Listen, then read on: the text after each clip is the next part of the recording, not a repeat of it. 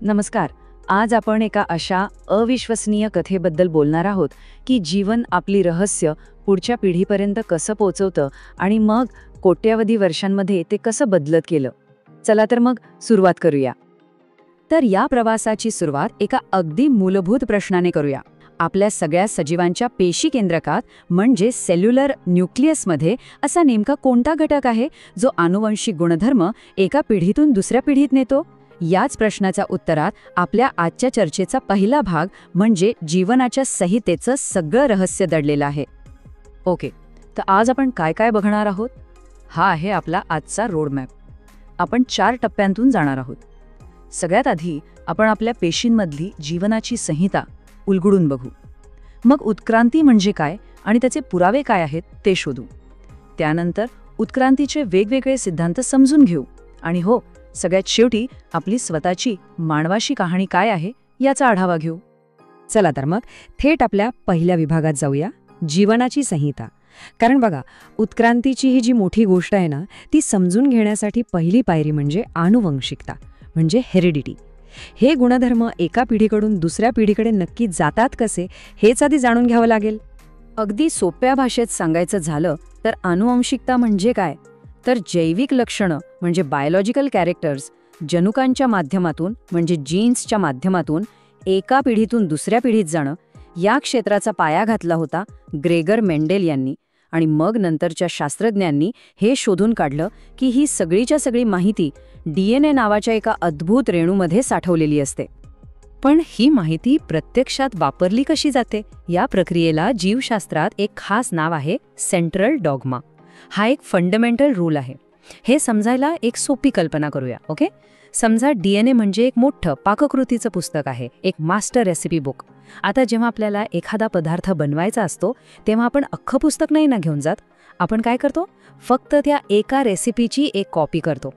ही जी copy आहे ती म्हणजे RNA. आणि त्या रेसिपीनुसार जो पदार्थ बनतो ते म्हणजे प्रथिने, म्हणजे प्रोटीन्स, जे आपल्या शरीरातली सगळी महत्त्वाची कामं करतात. ही प्रक्रिया मुख्यत्वे 3 पायऱ्यांमध्ये होते. पहिली पायरी आहे प्रतिलेखन किंवा ट्रान्स्क्रिप्शन. यात काय होतं, तर केंद्रकामध्ये DNA वरची माहिती mRNAच्या रूपात कॉपी केली जाते. दुसरी पायरी आहे भाषांतरण म्हणजे ट्रान्सलेशन. इथे tRNA हा मेसेज वाचतो आणि त्यानुसार योग्य अमिनो ॲसिड घेऊन येतो. आणि तिसरी शेवटची पायरी आहे स्थानांतरण म्हणजे ट्रान्सलोकेशन. यात रायबोझोम त्या mRNAवर पुढे पुढे सरकतो आणि या अमिनो ॲसिड्सना एका मागोमाग एक जोडून प्रथिनांची एक लांबलचक साखळी तयार करतो. आणि अशा प्रकारे DNA मधली माहिती प्रत्यक्ष कामाला येते. पण ही कॉपी करण्याची जी प्रक्रिया आहे ती नेहमीच 100% अचूक नसते. कधीकधी या माहितीमध्ये अचानक काहीतरी बदल होतो, ज्याला आपण म्हणतो उत्परिवर्तन किंवा म्युटेशन. हे बदल कधीकधी अगदी किरकोळ असतात, पण कधीकधी सिकल सेल ॲनिमियासारखे गंभीर आजारही यामुळे होऊ शकतात. पण गंमत अशी आहे की हेच बदल उत्क्रांतीसाठी कच्चा माल म्हणजे रॉ मटेरियल पुरवतात.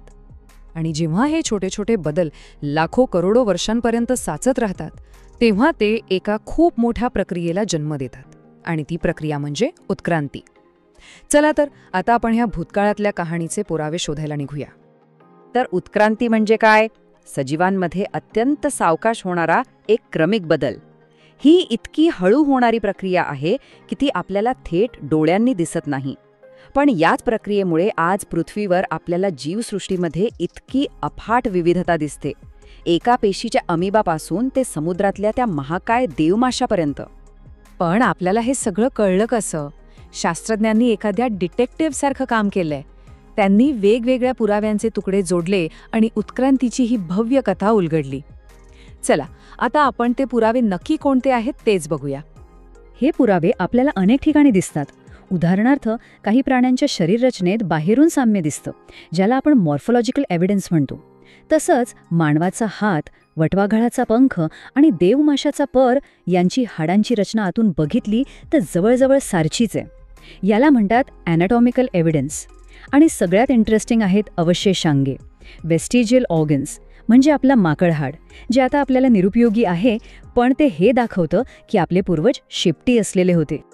याशिवाय सुद्धा पुरावे आहेत. पुराजीव विषयक पुरावे म्हणजे जीवाश्म, फॉसिल्स. ते आपल्याला सांगतात की लाखो वर्षांपूर्वी जीवन कसं होतं. काही जोडणारे दुवे म्हणजे कनेक्टिंग लिंक्स असतात, जसं की पेरिपॅटस. हे जीव 2 वेगवेगळ्या गटांमधलं नातं दाखवतात. आणि भ्रूणविज्ञान म्हणजे एम्ब्रिओलॉजी तर कमालच आहे. सुरुवातीच्या अवस्थेत मासा, पक्षी आणि माणूस या सगळ्यांचे भ्रूण जवळजवळ सारखेच दिसतात. हे काय दाखवतं? तर आपला पूर्वज एकच होता. ओके, आता आपण पुरावे तर बघितले, पण ही उत्क्रांतीची प्रक्रिया नक्की घडते तरी कशी? या बदलाच्या मागे कोणतं इंजिन काम करतं हे स्पष्ट करण्यासाठी इतिहासात अनेक सिद्धांत मांडले गेले, पण त्यापैकी 2 खूप महत्त्वाचे आहेत. एकीकडे होता लॅमार्क यांचा सिद्धांत. त्यांचं म्हणणं होतं की जिराफाने आपली मान ताणली म्हणून ती लांब झाली आणि हाच गुण पुढच्या पिढीत गेला. तर दुसरीकडे होता डार्विन यांचा नैसर्गिक निवडीचा सिद्धांत म्हणजे नॅचरल सिलेक्शन. आणि आज विज्ञानाने हे सिद्ध केलं आहे की डार्विनचा सिद्धांतच बरोबर आहे. डार्विनच्या सिद्धांताचं सार खरं तर या एका वाक्यात आहे. निसर्गात जे जीव टिकून राहतात आणि निवडले जातात, फक्त तेच पुनरुत्पादन करतात आणि नवीन प्रजातींना जन्म देतात. म्हणजे इथे मुद्दा सर्वात बलवान, द स्ट्रॉंगेस्ट असण्याचा नाहीये, तर मुद्दा आहे पर्यावरणाशी सर्वात चांगल्या प्रकारे जुळवून घेण्याचा, द फिटेस्ट असण्याचा. आतापर्यंत आपण सर्वसाधारणपणे जीवसृष्टीबद्दल बोललो, पण आता या कथेच्या शेवटच्या आणि सगळ्यात जास्त पर्सनल भागाकडे वळूया. ही आहे आपली स्वतःची कहाणी, होमो सेपियन्सची कहाणी. तर बघा, आपला प्रवास सुरू होतोय तब्बल 7 कोटी वर्षांपूर्वी. तेव्हा लीमूरसारखे प्राणी होते. आता या टाईमलाईनवर आपण जरा पुढे जाऊया. सुमारे 40 लाख वर्षांपूर्वी ऑस्ट्रॅलोपिथेकस नावाचा आपला पूर्वज पहिल्यांदा 2 पायांवर चालायला लागला. आणि मग खूप हळूहळू बदल होत अखेरीस सुमारे 50,000 वर्षांपूर्वी क्रो मॅग्नॉन मानवाचा उदय झाला. हा आपला थेट पूर्वज आहे. म्हणजे विचार करा, केवढा मोठा आणि किती संथ पण निश्चित असा हा प्रवास आहे. या प्रवासात काही गोष्टींनी तर क्रांतीच घडवली. 2 पायांवर उभं राहिल्यामुळे आपले हात मोकळे झाले, मेंदूचा विकास झाला, अग्नीच्या शोधामुळे संरक्षण आणि ऊर्जा मिळाली, आणि मग शेती आणि लेखनाच्या शोधाने तर मानवी संस्कृतीचा पायाच रचला. यातला प्रत्येक शोध एक मैलाचा दगड होता. तर सांगायचा मुद्दा हा आहे की ही एक सलग कथा आहे. आपण DNAच्या एका लहानशा कोडपासून म्हणजे सेंट्रल डॉग्मापासून सुरुवात केली आणि अब्जावधी वर्षांचा प्रवास करत आजच्या आधुनिक मानवाच्या उदयापर्यंत येऊन पोहोचलो आहोत. चला, आज आपण काय शिकलो त्यावर एक पटकन नजर टाकूया. अनुवंशिकता DNA मार्फत काम करते. सेंट्रल डॉग्मामुळे DNAचं प्रथिनांमध्ये रूपांतर होतं. उत्क्रांतीचे पुरावे आपल्याला जीवाश्म आणि शरीररचनेत सापडतात. आणि मानवी संस्कृतीचा विकास अनेक महत्त्वाच्या शोधांमुळे झाला आहे. हे आहेत आजचे आपले की टेकअवेज. आणि आता जाता जाता एक विचार, जर उत्क्रांती ही पर्यावरणाला दिलेली एक प्रतिक्रिया असेल, तर आपल्या आजच्या या आधुनिक टेक्नॉलॉजी ड्रिव्हन जगात मानवाची उत्क्रांती कशी होत असेल? या प्रश्नावर नक्की विचार करा. आपण भेटूया पुढच्या वेळी.